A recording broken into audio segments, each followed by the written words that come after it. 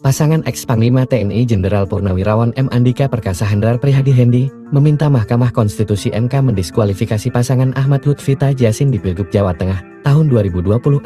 Hal ini diungkapkan kuasa hukum Rui Jansen Siagian bahwa Lutfi Yassin melakukan kecurangan terstruktur, sistematis, dan masif di Pilgub Jateng tahun 2024 sehingga layak didiskualifikasi. Ia menyinggung kedekatan Lutfi dengan Kapolda Jateng Ejen Ribut dan PJ Gubernur Jateng Nana Sujana dan struktur kepolisian di bawahnya, ASN pemerintah Provinsi Jateng dan Pusat, termasuk Presiden ke-7 RI Joko Widodo. Bahkan, banyak kepala desa tidak netral mendukung Lutfi Yassin, dibuktikan dengan adanya acara silaturahmi dan konsolidasi organisasi paguyuban kepala desa PKO se-Jawa Tengah dengan slogan Satu Komando Bersama sampai akhir.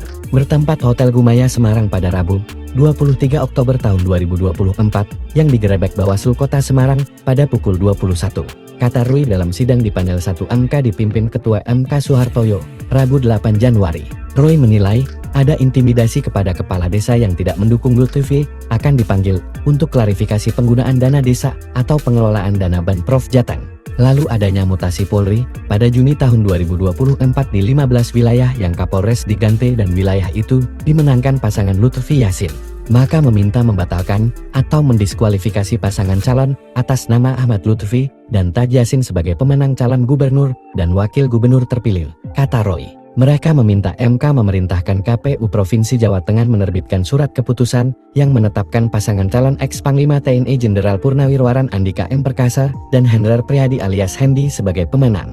Namun sayangkan, kubu Jenderal Andika Hendi mengaku memiliki keterbatasan dalam membuktikan TSM penyalahgunaan kewenangan alat negara secara material. Meminta Hakim Konstitusi dalam memeriksa perkara ini dan mengerti bahwa kami memiliki batasan kemampuan dalam membuktikan secara material kecurangan TSM alat negara, kata Roy.